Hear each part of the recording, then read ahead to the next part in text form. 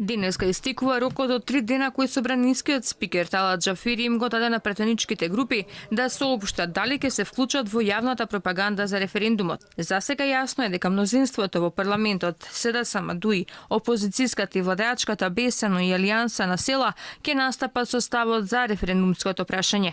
Пратениците од опозицијата се уште не се изјасниле по ставот за престојниот референдум на 30 септември.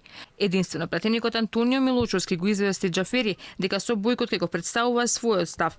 Од ВМРО ДПМН и вчера посочија дека се откажуваат од парите и дека најверојатно во среда ќе испратат официјален допис до председателот на собранието Џафери. И првиот човек на ВМРО ДПМН Мицковски го повтори партискиот став дека се откажува од користење на парите за водење на кампања, па ги повика политичките партии наместо за штетниот договор со Грција, парите да ги искористат за потребите на граѓаните.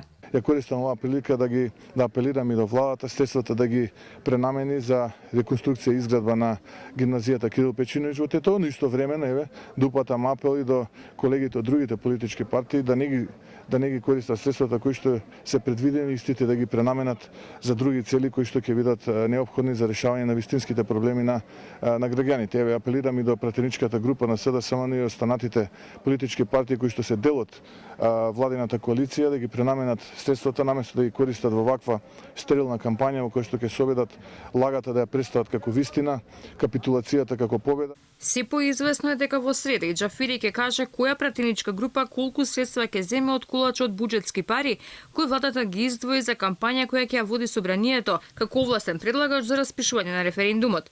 Паралелно владата ќе цитира и своја кампања за која се правда дека пари ќе трошил од својот буџет, кој повторно се пари од граѓаните.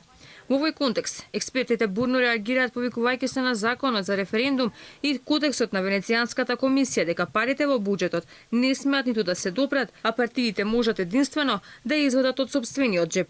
Владата не сме да троши и доделува пари од буџетот за кампања. Членот 2 се регулира забраната за јавно финансирање, значи се предвидува само партиско финансирање на кампањата, тоа значи дека доколку СДСМ, ВМРО ДПМН, Левица сметаат дека треба да водат кампања про или контра или за бојкот, тие самите да си ги финансираат кампањите, но никако јавните фондови да не се допираат, односно буџетски средства во кампањата.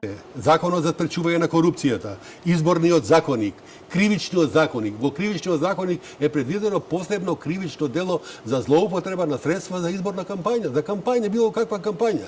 Значи, законот за спречување на корупцијата забранува користење на средства од буџетот за кампања. За сега е предвидена и нова координација на пратеничките групи. Инаку парламентот преку закуп на простор во медиумите ќе реализира јавната пропаганда. Согласно раковникот на ДИК, официјално кампањата за референдумот започнува на 10 септември, а комисијата заклучно со 7 септември ќе го затвори и избирачкиот список.